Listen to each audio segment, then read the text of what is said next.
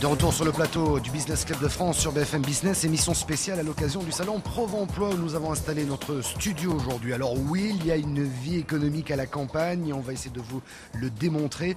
Mais tout d'abord, une entreprise qui recrute, on va s'intéresser à elle tout de suite. Bénédicte Tréguier, bonjour. Bonjour. Vous êtes chargée du recrutement service RH chez Dirix, une entreprise familiale. Vous fabriquez clôture, portail, contrôle d'accès. Pouvez-vous nous en dire deux mots de présentation rapide? Tout à fait. Donc le groupe Dirix est une entreprise familiale, donc une PME familiale, avec à la tête Jacques Dirix qui est le petit-fils du fondateur, donc très important, un actionnariat familial à 95%.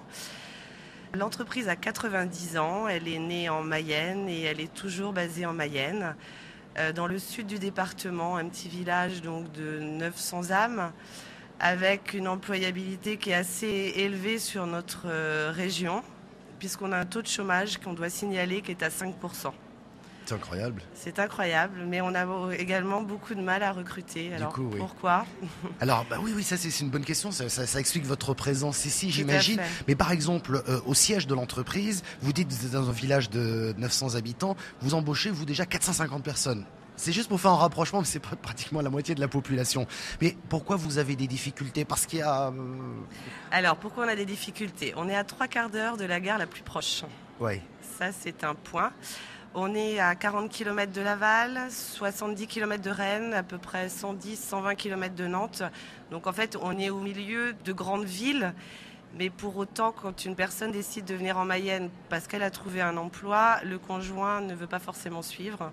Donc on a beaucoup de difficultés à faire venir notamment les cadres. Ouais, alors comment faites-vous ? Nous sommes présents sur Provemploi pour justement essayer de se faire un vivier parce qu'on a beaucoup de mal à recruter. Sinon, on essaie de faire de la communication, beaucoup de communication. On essaie d'aller sur des sites internet qui font des bandeaux pour essayer justement de faire notre com. Et de convaincre voilà. les gens de venir. Quel profil vous recherchez ? Alors là, aujourd'hui, les profils que nous recherchons sont un technicien méthode production. Donc c'est vraiment de l'industrie pure puisqu'on est de la métallurgie. Oui. Mais en parallèle aussi, on a 25 agences qui sont sur toute la France. Et donc là, on va recruter 3 chargés d'affaires, donc sur Tours, la région de Tours, dans les Vosges, à Bordeaux. Ensuite, on va rechercher des responsables d'agence un peu sur toute la France. Voilà, donc c'est quand même une difficulté lorsqu'on est comme ça dans des zones rurales de recruter. Et c'est aussi difficile pour tous les acteurs que vous êtes finalement d'attirer du monde. C'est un petit peu la difficulté. On va faire un rapide tour de table. Christine Romier, vous occupez de Orne Développement. Ce qui vient d'être dit, vous le rencontrez, il y a des difficultés à faire venir du monde ou pour les entreprises qui sont sur place à recruter? Nous avons la même problématique que celle évoquée par Madame pour la société Dirix, car nous avons dans l'Orne un tissu industriel très présent, puisque la moitié des emplois, 35% des emplois salariés du département sont des emplois industriels, dans l'industrie. Ces industries rencontrent les problèmes décrits par Madame et donc nous, à côté des industries, nous essayons de promouvoir aussi la qualité de vie, les opportunités d'habitat et donc de rencontrer des familles, des porteurs de projets et des familles qui veulent venir habiter dans nos villes petites et moyennes parce qu'il y a bien sûr l'espace rural, on dit à la campagne, mais nous avons un tissu de villes petites et moyennes très bien équipées en service, en offre d'enseignement, voire d'enseignement supérieur dans l'Orne. Ouais. Petite parenthèse, le prix du loyer ou ça... Non, juste pour faire une comparaison avec Paris, je pense qu'on va comprendre tout de suite. La comparaison, la fourchette basse, alors sur de l'appartement est à 830 € du mètre carré. Ouais. Pour un appartement, pour une maison, vous pouvez aller à 1000 €. Et la fourchette haute pour une maison, oui, c'est pas au-delà de 2000 € du mètre carré. Voilà. En plein cœur de Laval. Dans certains arrondissements à Paris, on était à 7000 € quand même le mètre carré. 10 000. 10 000, oui. Ah ouais, alors c'est d'autres quartiers. Vous voulez entendre Michel Mann, qui est le directeur général de la FN Safer. Justement, on va parler de la Safer. D'abord, qu'est-ce que c'est? Comment ça fonctionne, la Safer? Alors, les Safer, pour situer au regard de... Il y en a 27 en France, voilà. De cet événement, elles ne sont pas chargées d'attirer le monde, mais de gérer leur implantation. Puisque les Safer ont 50 ans d'âge, créés en 60, pour restructurer les espaces agricoles, les exploitations agricoles qui avaient besoin d'être performantes. Et puis pendant 30 ans, cette mission a été conduite, donnant ainsi une expérience aux Safer sur un espace beaucoup plus partagé qu'est l'espace rural, puisque aujourd'hui l'espace agricole isolé n'existe plus. On voit que des implantations, des porteurs de projets, des lieux de résidence sont implantés en milieu rural. Donc le législateur a, dans les années 90, confié aux SAFER un rôle d'opérateur foncier de l'espace rural, ce qui a conduit les SAFER à s'ouvrir sur tous les porteurs de projets. Donc aujourd'hui, voir des gens venir s'implanter en milieu rural, ça nous conduit à arbitrer les conflits d'usage, à répartir avec les collectivités les projets qui sont les leurs, de telle sorte que le milieu agricole, bien sûr, ne soit pas la victime, reste le cœur de métier de ces espaces ruraux, mais accepte également d'autres activités. Et alors vous qui êtes du coup un poste privilégié, est-ce que vous voyez de plus en plus de démarches dans ce sens, de jeunes ou de moins jeunes qui décident d'aller s'installer à la campagne, on va dire ? Oui, bien sûr, on a... Est-ce que ça progresse ? Est-ce qu'il y a des tendances ? Alors ça progresse, on constate surtout que les projets de ceux qui quittent la ville pour venir à la campagne, pour prendre cette expression, sont des projets de plus en plus sérieux et de plus en plus professionnels.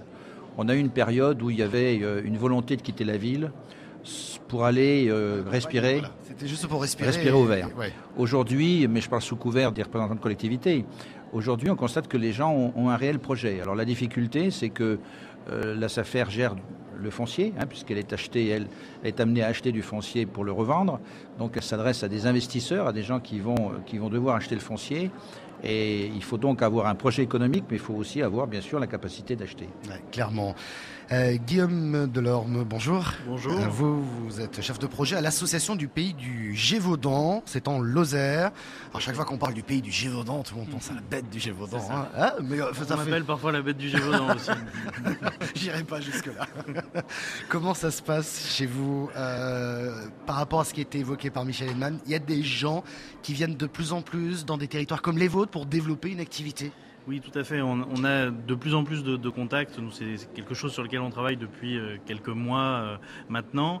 Et de plus en plus, ces contacts arrivent avec effectivement des projets qu'il faut raisonner de façon globale entre l'activité économique, qui est un élément important, mais aussi toute la vie sur le territoire. L'installation, souvent, effectivement, le premier facteur, c'est l'activité économique. Mais derrière, très vite, on va se poser la question de l'éducation, des activités pour les enfants. C'est-à-dire que vous prenez un ensemble, c'est-à-dire qu'au-delà du poste de l'activité qui fait travailler, on va dire, toute une famille, c'est son logement, c'est son insertion, c'est ça?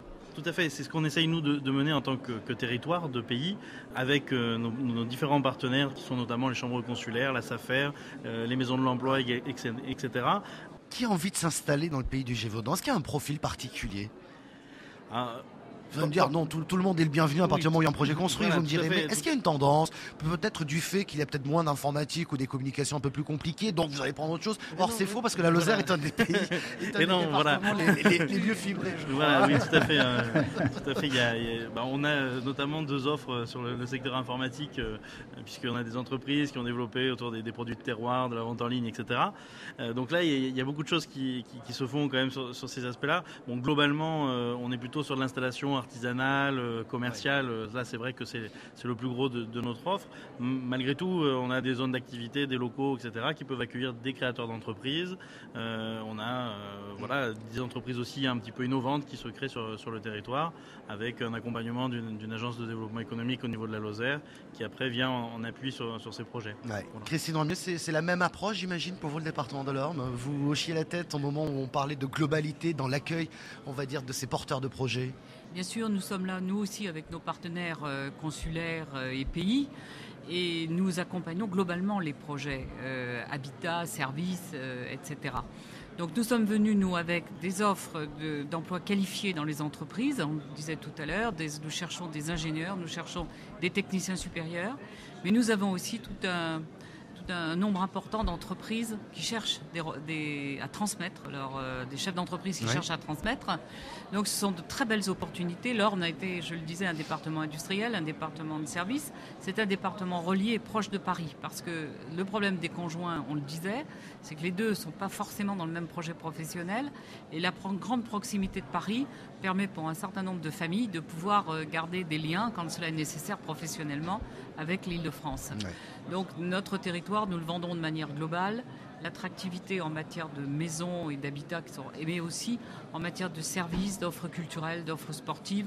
Nous vivons certes en milieu dit rural, mais avec des services de qualité tout à fait comparables à la vie en milieu urbain. Et nous avons tout un maillage de villes petites et moyennes qui sont prêtes à accueillir des familles dans d'excellentes conditions. Vous comprenez bien que je vous provoque un tout petit peu, mais je me mets dans la peau de quelqu'un qui au premier abord se dit pourquoi j'irai vivre là-bas. C'est bien de le dire et de le rappeler. Et cette boutade sur la Lozère, effectivement, c'est pas loin de mon département natal qui est le Gard, donc je connais très bien. Et effectivement, il se passe beaucoup de choses. Ils sont très dynamiques dans le domaine du numérique, quoi qu'on en dise. Michel Eman, pour terminer, s'installer, avoir un projet à la campagne, ça se mûrit, ça se prépare, d'accord, on va pas partir sur un coup de tête, mais quel est le conseil avant de se lancer? Ça se mûrit, c'est évident. Ça se mûrit d'abord sur le plan personnel, parce qu'il faut faire le bon choix. La campagne ou son cadre de vie, c'est aussi des contraintes dans l'exercice de la profession qu'on choisit. Et puis encore une fois, c'est un choix d'investissement. Et c'est en cela que la SAFER peut jouer un rôle et qu'il faut venir la voir très tôt.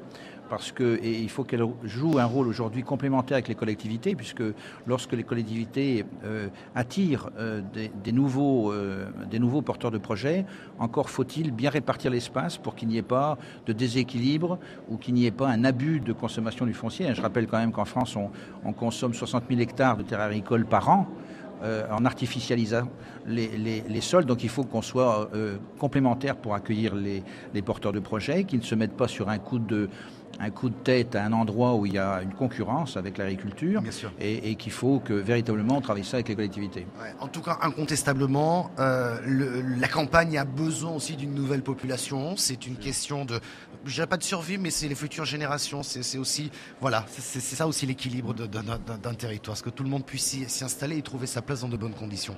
Il y a de très belles opportunités sur nos territoires, donc c'est le message qu'on veut lancer à tous ces franciliens qui veulent vivre autrement. Il y a de très belles opportunités professionnelles. Voilà, de très belles opportunités. Respecter de l'intégration également. Ouais. Respecter aussi l'existant. Quand je parle du monde agricole, c'est aussi parler de tout le monde rural.